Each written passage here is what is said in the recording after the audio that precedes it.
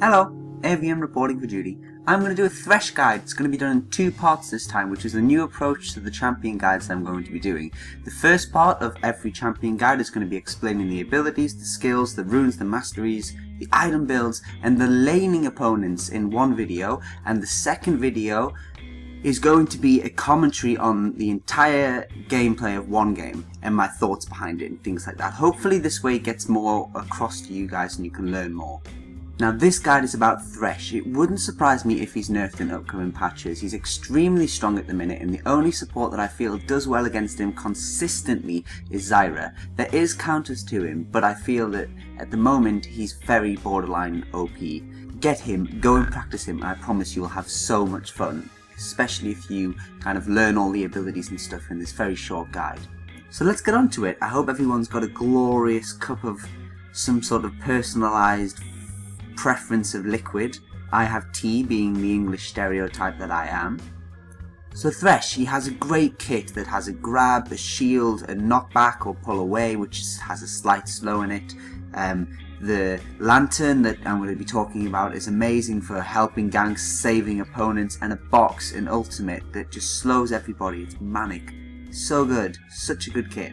Thresh's passive is Damnation. Now what this does is it gives a chance, depending on the type of units which die, that a soul will be dropped. Souls can be picked up by walking next to them or by placing your lantern onto them. These souls grant ability power and armor. As a result of this though, Thresh does not gain armor per level.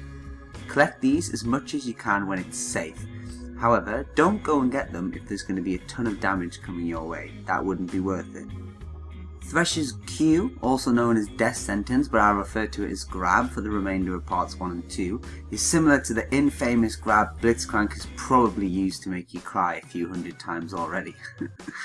This is an ability which also has a passive built into it, which is fantastic. So the ability does not instantly pull your target towards you, but instead drags the enemy towards you for 1.5 seconds.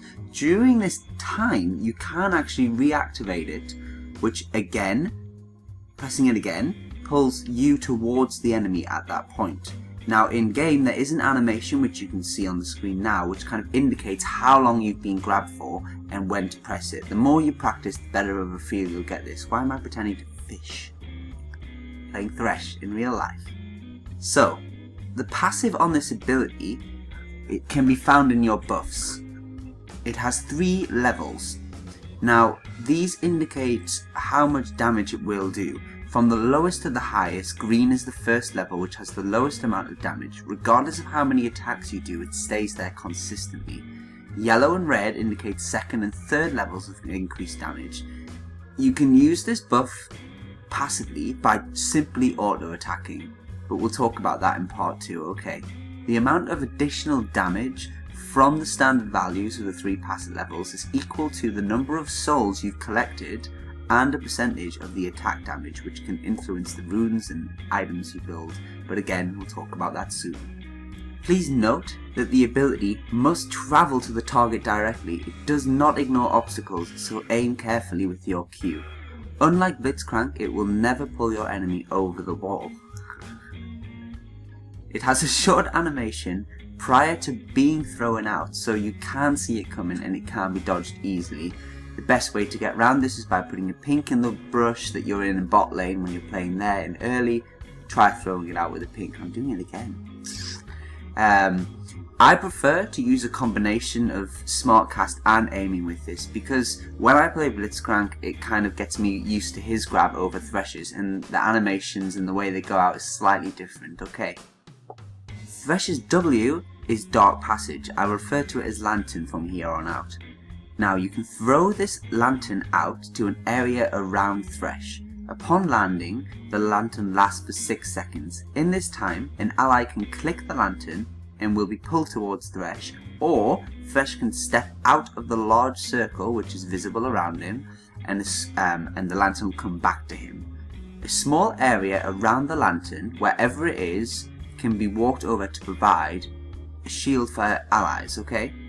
This lasts for 4 seconds. If the lantern returns to Thresh by being clicked, the shield is given to allies that are around Thresh, so the shield follows the lantern, okay? Now the lantern has amazing potential for jungler ganks, for disengaging, saving allies, and so much more. We'll talk about that in part 2 though. The lantern can be used to grant vision, so use it to scout in bushes and avoid face checks.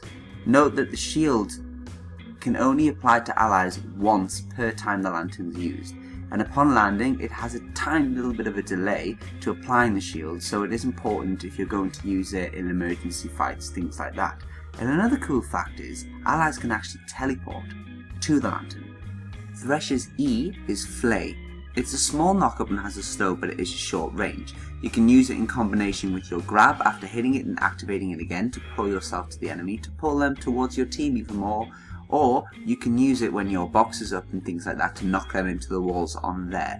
Thresh's R is also known as the box. It's very similar to Jarvan's ultimate, which puts a wall around Thresh and affects those who interact with the walls that are put up. Enemies who do interact with it will feel it. The first wall that's broken causes that person to take a little bit of damage and be slowed by 99% for 2 seconds. Any walls hit after that will do a little bit of damage, but for half of that, and slow for half of the time too. Bear in mind that the walls do disappear upon someone being hit. Now you can use this ultimate to secure kills after you catch somebody and grab and flay with your combo. Cast and... Why am I fishing? Why am I doing that? Use it on top of the enemy to slow them all, or you can use it on your AD carry if bruisers are chasing him. Drop the box, they run into it, your AD can kite. It's better to use the box when you're in range of the enemy to do so, and then use your grab after, because the slower or the more immobilized the target is, the more chance you have to hit your grab, and to lock someone down for 1.5 seconds can secure kills for your team. A full combo can be seen here using Q to go in, E-ing the enemy, putting your box down on them, and a lantern to shield too. My skill order has 2 paths, which always depends on the lane. If we're ahead and we're winning, I'll put points into R first, and then Q, and then W, and then E. The first option allows me to have lower grab cooldowns and increase damage on the passive, which is amazing for auto attacking in lane. The second option would be to do R first, then W, then Q, and then E, swapping Q and W round. This allows for shorter cooldowns on the lantern and higher shields. I take this against lanes that are being very aggressive when we're losing, and lanes with a lot of poke damage. Some of the spells that I usually take are Flash and Exhaust. Heal and Ignite are perfectly viable, but I rarely run them. Now, item builds, I would never suggest you have a concrete build. You should base your items around the enemy. I do have an item builds guide, which I really recommend you go and check out if you're unsure, which explains all of that. But most commonly, you can find me building a rejuvenation bead to start with 2 sight wards, 1 vision ward, and 2 health. That will build into a Philosopher's Stone, Sight Stone, and a Doran Shield. Moving on to the Aegis, and Locket of Iron Solari, Mercury Treads, and a Ninja Tabby, depending on the enemy team, I genuinely think games will be over by now. However, if they're still up, you can see items like Shirelia's Reverie, finishing the Aegis into Runic Bulwark, getting a Zeke's Herald, Will of the Ancients, Twin Shadows, Mickle's Crucible, and if it goes on to Super Late, you can even consider items like Warmog's Armor, Abyssal Scepter, Frozen Heart, or even Ranurins if your team hasn't got them at that point anyway. Of course, remember oracles throughout the game, and if you have enough money spare at the very end, grab yourself a consumable. As for your masteries, I see myself running 0, 13, 17 the majority of the time, especially in lanes that'll take a lot of damage, a lot of auto attacks, and the block talent and the defense tree combined with Doran Shield blocks 9 damage at basic hits. Against the Caitlyn, things like that, that's really strong in lane. The utility keeps you up there with the gold and allows shorter summoner spell cooldowns as well as extra ward and potion to start with. Sometimes I will see myself running 0921 if they have a melee support, or we have a laning combo that I know we will win trades and we can be more aggressive with, and they won't put out much damage on their comp. So if they take passive, run that. It allows for extra movement speed and more cooldowns to be more aggressive. As for the runes, I majority of the time see myself running with Gold Pretend Quints, attack damage marks, armor seals, and magic resistance glyphs. and this means that the attack damage will help my passive on the Q, the grab that I've spoken of, scale up, and you can keep up with the gold and have a little bit of damage mitigation from the armor and magic resistance. Health regeneration, quints, armor marks, seals, and magic resistance glyphs is the other option. Now I take this against really tough lanes that put out a lot of harass and damage that I can just sustain up against and take less damage. As for laning partners, I really like laning with Corki, Graves, Draven, Tristana, Misfortune, Vayne, and I know you can't see him here because he's actually invisible right now, but Twitch, he'll come and get you though. Now, the others still have their uses, but these have lots of great potential. Graves, Corki, and Tristana all have fantastic gap closers and burst, allowing them to get onto the grabs you hit without having to use a lantern to get them there, and your kill potential at level 6 if you can hit all of your abilities is really good. As for Draven and MF, they have pretty good damage and great mobility. This means the kill potential at 6 is even higher, but in lane, early game, Draven's super high damage. Coming into Vayne, he can follow up with condemns into his combos if you can manipulate the position of the enemy correctly with your grab and your E. So that's got really high potential too. As well, if you want to play passive, you can just max your shield and get him into the late game. I prefer the aggressive option though. Twitch is an amazing damage dealer early game, and you can't see him coming, so if you can hit that grab and flay them and lock them down for like 2 seconds, majority of the time they have to go back or they are dead. I dislike playing against AD carries who can avoid grabs.